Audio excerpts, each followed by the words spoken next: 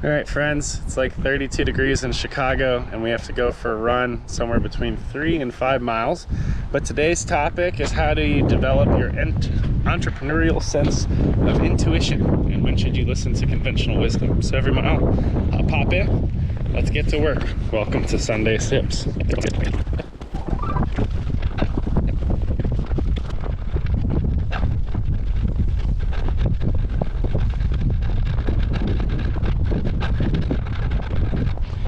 Well, hey friends, welcome to Sunday Sips, where I curate my latest insights on engineering, global leadership, entrepreneurship, fitness, family, and fun.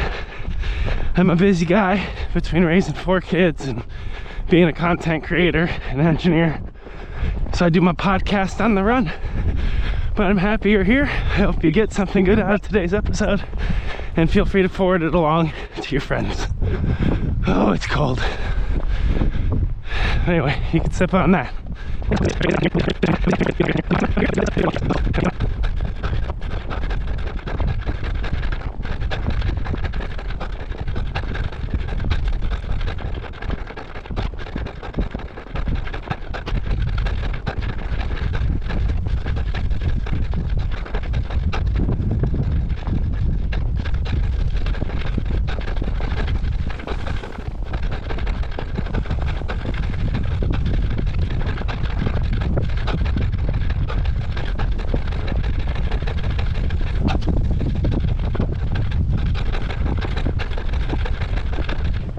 So we're 11 minutes in, and oh my god, it is so hard to run in snow. I'm so soft now. I used to do this all the time. So we got a couple factors impacting today's run before we get into entrepreneurship. First of which, that lovely wet cough. So nice. Coming off of either bronchitis, pneumonia, some kind of flu. Wasn't able to go to the doctor because I'm still on the job hunt. So life without medical and 4 kids, quite a hoot. But we're almost recovered, and we had this great snowdrop, so I was like, I gotta get out and try. But the lung capacity ain't what it used to be. Whew. So that's an area to work on. The other thing is, we're running at about 4 to 5 inches of powder. What is that in centimeters? 2.54 centimeters to an inch times 5. It's like 12 and a half centimeters of snow for all my friends in Japan and Mexico. So because it's so snowy, if you hear this nice ASMR squeak, squeakity, every step is not as efficient because there's sliding going on. So it feels like running in sand, but really slippery sand. Haven't fallen yet because I got pretty good form. With all the factors, it's cold, my lungs aren't what they should be. I'm running in sand, wet, cold sand. Pretty heavy wind, which I'm sure you can hear. But we're here. Oh, and the other thing is, like, we're running in the middle of the day after eating a full meal for lunch, which is really not typical for me. I'm like a 4 a.m., 5 a.m. guy. But I was like, I gotta get out, I gotta do something. And I feel like I'm a little bit in a hurry because my kids get back from school soon, and I want to take them out for a treat. So those are all the factors confounding my ability to run as desired. But I'm starting with the mindset of being out here in the cold is success, and we'll go from there. Okay, entrepreneurship. So I've been doing this thought experiment. We're gonna walk and talk. I'm still getting cardio, it's still fun. We'll walk to the 1 mile marker and we'll turn it back. We'll do a nice 2 miler, just based on all the factors. We'll get our mileage up, we got time. We're still learning how to do Chicago. But entrepreneurship. I've been navigating, critique is the wrong word, but feedback on my entrepreneurial journey loose. feedback's kinder about, this is gonna sound really, really silly, okay? It's gonna be silly, but the silly things matter. The little things matter in business and in life. I have someone of great renown on this lovely platform called Skool telling me that I need to get rid of my branded logo profile picture and put my real face in there. And he's given really great rationale for it. I totally respect him as a person and what he's doing. And for him to even take the time to tell me was super meaningful. But I was like, but that's not what I think I should do. Because I'm trying to do something a little bit different in these spaces. And then I put it up to a poll. Like, I shared it with a lot of other community owners, other entrepreneurs. I was like, well, here's the feedback I got from this guy. And I like screenshotted it, which was super helpful. And I was like, should I listen to this guy? Or should I do the thing I think I should do? And I put it out there as like an experiment. There's good visibility that comes from it as well. And I just genuinely wanted to hear people's thoughts. Because anywhere in life there's echo chambers where people will just parrot and echo the best practices and thoughts of one person to another. And what I was really looking for was like the dissenting thoughts that were contrary to conventional wisdom. And it's not necessarily that I needed the validation. I think I did a little bit when I posted it. But you know, every once in a while as an entrepreneur, like we have to pass our own crazy test, okay? Like, we want to be crazy, but not too crazy. Because if we're too crazy and the market legitimately has no place for us, it's good to hear that early.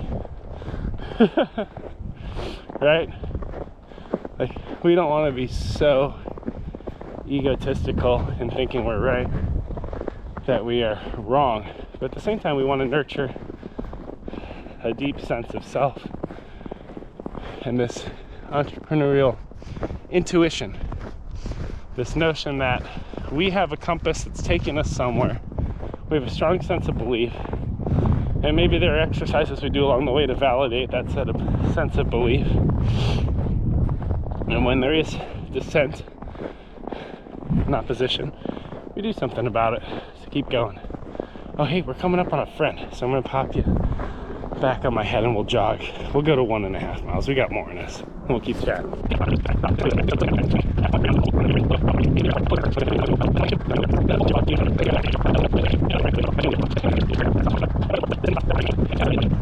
Hey, 1.3 miles. That's pretty good. We're gonna turn it back. But I want to see what's ahead. But I know what I have to do to get back home. Alright, here we go. Here's a nice turnaround. Ooh, 1.35. Not my strongest run, but with all the factors, we'll focus on a good conversation. It is warm enough to take these off, at least for a minute, so I can hear myself think. Whew. Brr. It is cold, friends. So, what was really interesting about this post of like, hey, should I keep my branding? Because I really believe in this idea of the big brain club and people leveling up, unlocking new brains, taking those brains with them as profile pictures across their socials. Like, I've spent hundreds of hours laying out the branding, sketching all these things by hand, editing them in Canva, building like the lore and the levels, and I haven't even run it yet. I've only got 42 people in my community, which is an awesome start, but I just rolled out onboarding today. Like, I just launched it. But then this dude can come in with this feedback out of love and support and be like, hey, I think you're a bot. Change your picture to be a real person. This is a human platform. And what was cool though about the post I made, the Q&A of like, do I stick with my branding? Do I become human?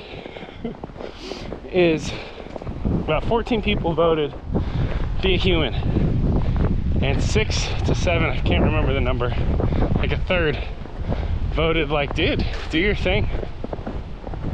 And it was neat looking at the individuals who said it, because sure, some could argue half of them aren't successful yet in these platforms, but like one of them had this beautiful like artistic rendition of self-drawn, super Picasso feeling. I don't know if it's AI or whatever. But he's got like a community of like 22,000 people. Not 22,000, 2,200 people. And it's like, okay. And he literally said like, hey, be artistic. Like, don't worry about what people think. Just go and do your art. Another person was like, I voted for you to do the branding because I love your profile picture. I think it's absolutely, fantastic, and I think it's quirky and fun and different. And she was saying like, you could always revert, like you could always change later, right? So why not try it? Why not see? Meanwhile, another person that I very much respect on this platform was like, your picture's amateur, like absolutely 100% change it. Like, what league do you want to play in? And I replied with like, my own league. Like, I want to gather my own little collective of nerds and engineers and global leaders and entrepreneurs and be fun and different. So as an entrepreneur, I think there's always going to be this strange sense of like killing your imposter syndrome, because you have to. Like, you just have to. Like, there's no room for you to be feeling like an imposter. You have to move through, past, beyond in order to do anything. But then you also toe this line of like, well, completely overconfident and brash, like the hubris, like thinking you figured something out that no one else can figure out. Like, like the genius factor, all that kind of crap. And you don't want to tend that far. And there's some like messy middle between like completely crushed and squandered by imposter syndrome and so in the clouds with ego that you won't hear anything from anybody.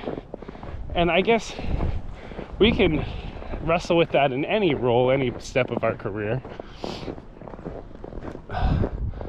And I think that's one of the beautiful things about trying to find our way amidst all these factors, is learning who to trust and who to take wisdom and feedback from, and when to stick to your guns and to give it your best go and to see where things land. And the worst thing that happens is we fail and try again. And that's part of the journey as well. I think having a greater sense of comfort with failure. It's interesting, like going broke in Japan with 4 kids and having all these different visa and compliance risks that we navigated trying to start a business. I don't know, it makes me now feel like nothing can hurt me. There's this cool book by Goggins I haven't read called like You Can't Hurt Me. And oh cool, geese. I remember having a conversation with a friend and a recruiter at a company I'm putting my name in the hat for, and we ended up like exploring Chicago together, talking about life. And the more we were exploring different career pathways and whether I should be in R&D or in marketing or commercial or communications or what I could do, it's like, I don't know, at this point in life I feel like I could do anything. I could learn how to do anything incredibly quickly. Like, business is simple and easy in a corporate space compared to everything I've navigated in Tokyo in an entrepreneurial space. Like, I've relocated my family 14 times in the last 3 years, and marriage is still going strong. That's kind of a win. We're talking about other international opportunities on our 3 to 5 year horizon. Like, there's potentially a pathway of being a diplomat, which is just crazy to think about. you know, and when I'm looking at these different director level roles and senior leadership roles in MedTech, like, it all looks completely doable to me. But then someone external could have these limiting questions of like, well, what have you done to demonstrate X or to demonstrate Y? And while I have my rap sheet, there's always a wall someone can put in front of you. There's always going to be someone who can block an idea because they can't see it for themselves. I think one of the beauties of entrepreneurship is just continuing to have this like deep-seated tenacity to try, and a confidence that eventually something will work after it fails enough times. Like, eventually you'll pick it up and dust it off and refine it a little bit, and eventually something will click in the market and with you, and then tralala, you're an entrepreneur. But I think the identity starts well before you ever see success. Whew, the snow is deep. I'm like, why am I so tired? I haven't even gone like 2 miles. I was like, well, you were sick. You have a full stomach full of eggs. It's cold and you're in snow. Talking about business like a crazy person. But there's someone listening, whether you're on Spotify, Apple Music, if I ever figure out how to get it set up over there, YouTube, someone somewhere is following this conversation like, wow, this is very helpful. I do think I care too much about what people think about me. Thanks, Joe. I'm going to care a little bit less. Or there's someone who's like, maybe I should care a little bit more about what people think about me. Like, maybe I'm off in the clouds here. Like, I don't know about that one. Like, there's no rules with business. And what I mean by that, there are legalities associated with starting a company. What I mean by no rules, what I've learned in entrepreneurship, being out in Tokyo, is like, anyone with an idea is allowed to try, which means they can hop on their computer, grind 10 hours a day, you know, eat their ramen noodles and make an MVP or minimally viable product, teach themselves how to do sales, try to sell it, teach themselves how to make a funnel, make content. Like, anyone can do all these things.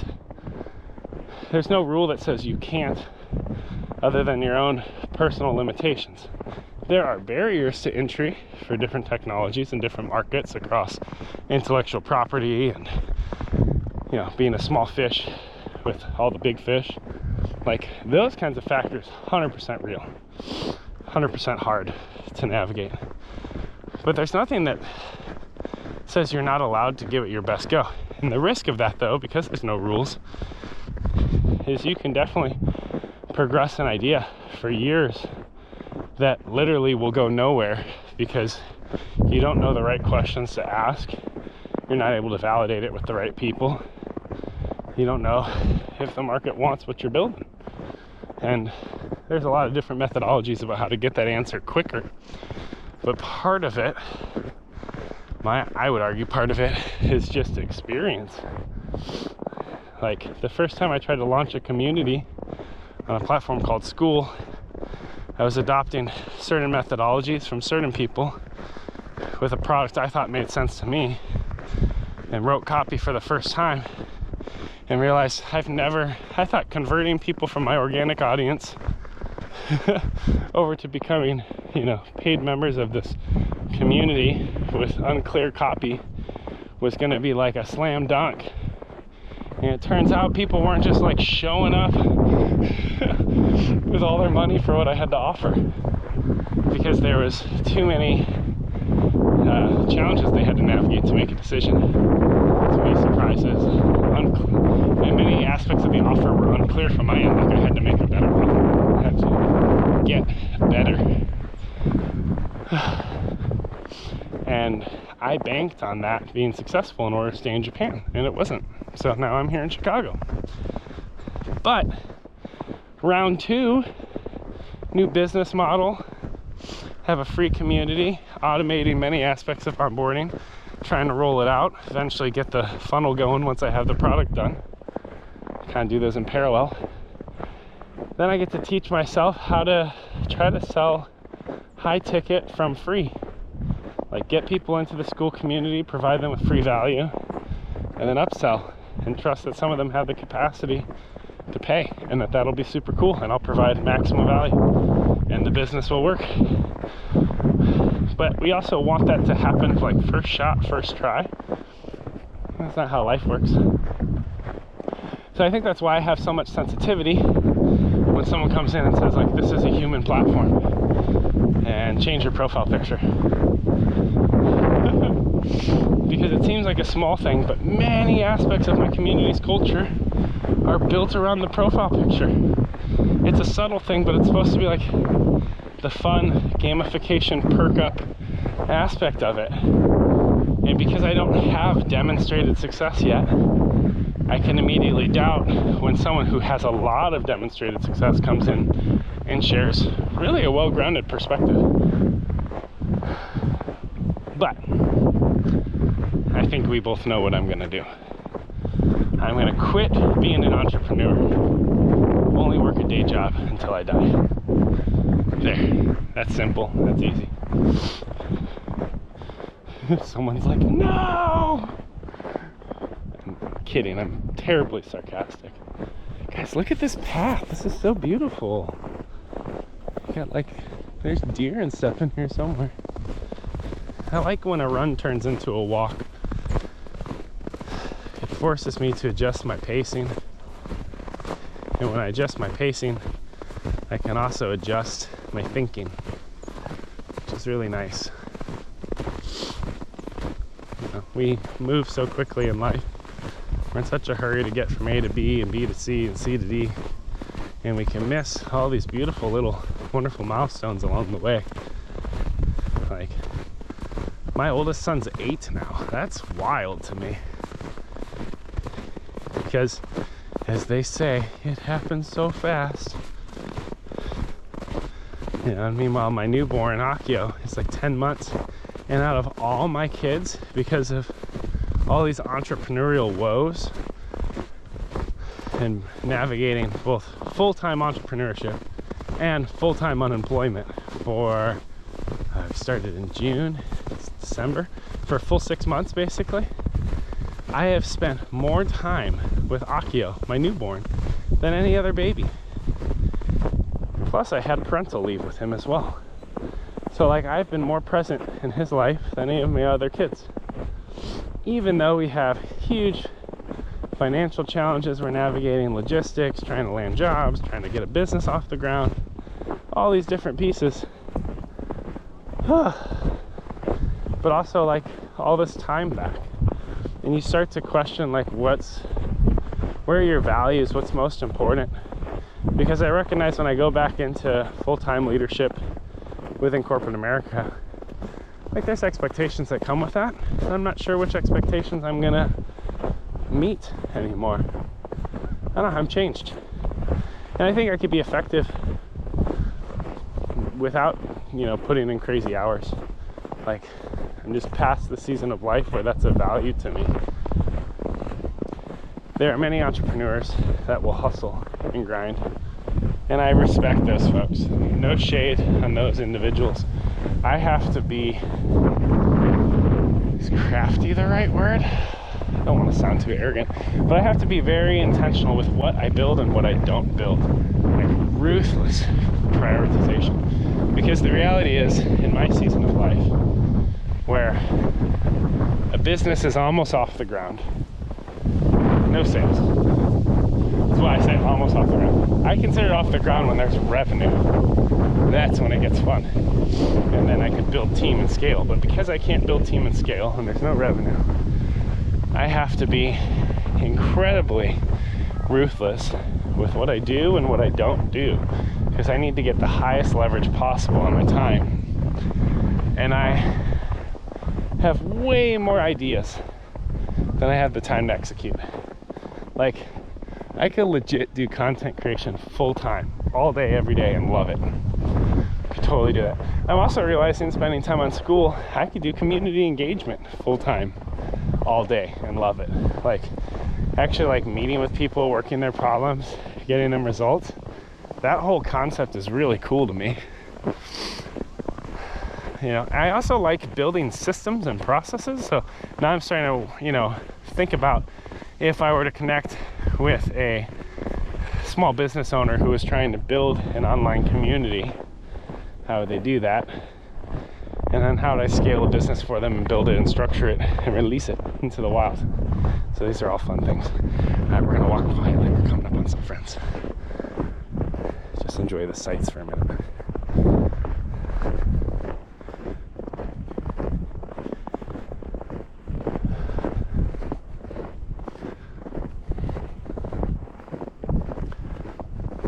Afternoon. That's good. Yeah.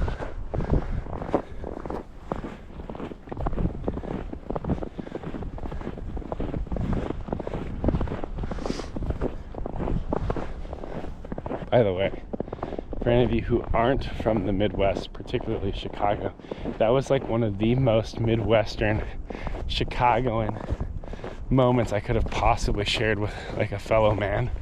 Like, dude, all bundled up, nose frozen, dripping out on a walk in the prairie through 5-6 inches of snow, 30-mile-an-hour winds, and just like in perfect Chicago accent, not bad. It's awesome. Yeah, you know what? It's not bad out here. It could be worse, couldn't it, friends? It could always be worse. It could always be harder. Maybe that's why the idea of getting a day job in MedTech and like traveling on the business's dollar to lead global teams and do medically things for people. Maybe the reason it sounds easy is like, I don't know, I know how bad life can get. I know how scary it can get when your US banking goes to zero and there's nothing you could do about it, and your Japanese banking is not very far away from it. And you pull your kids out of international school coming out of fall break and pivot $20K worth of tuition reimbursement to pack a shipping container with your life and put plane tickets on a credit card and pull your whole 401K when you get to the US so it doesn't get taxed like crazy. If I pulled it in Japan, it would have been like a 40 or 60% tax, something crazy. I know how bad it can get returning to zero at 32 years old, living with the in-laws with your 4 kids. But in the spirit of that guy, not bad. Not bad. We got a roof over our head. We're closer than ever to my wife's family, and she's got 2 aging grandparents. So it's been really cool cooking food for them every day and like living in proximity. I feel a pressure to go out and get our own place, but also like there is a comfort, particularly to her grandfather, just always having us or the grandkids around every day, where I'm like questioning, like, oh, do we build life here, like exactly here for a little while and reset financially and fully support? I don't know. It's not bad. It's not bad. So we don't need to think too much about what people think, because it doesn't really get us that far. There are times when seeking counsel makes a whole lot of sense and is wisdom. There are also times when you gotta kind of take yourself out into the wilderness, carve your own path, and trust that North Star you're setting for yourself. And discerning when to toggle between those 2 modes, I guess that comes with time. Like, it comes with proving success to yourself. The hard part is, I think, the season before you have proof, the season before you've actually seen it work, because that's when you want so much external validation. I mean, this is why like a lot of startup ecosystems like try to encourage people to pitch as much as possible. Like go on the stand, pitch your idea, hear thoughts from people, go out on the stand, pitch your idea, because the more you pitch it, the better you'll get at refining it, the more resolve it will build. And hopefully there's people in the room that have seen success. But if you want to see the same success as them, then do what they do. Maybe you'll see different success if you do what you think you should do. You know,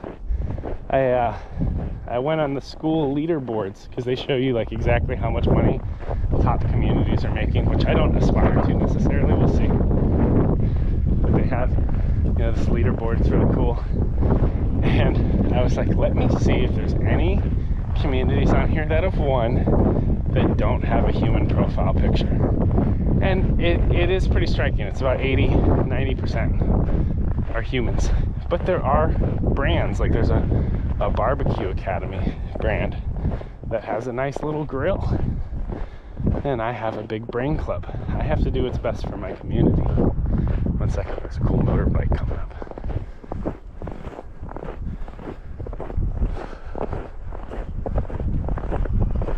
Awesome. It's got like a winter bike with snow tires. And then this poor fool's being chased by their dog. Their dog's pulling them along. We're almost done, friends. We're almost at. We'll get like 2.4 miles today, 2.6 miles. Get home, take a shower, shave, take our kids out for a snack. It's perfect.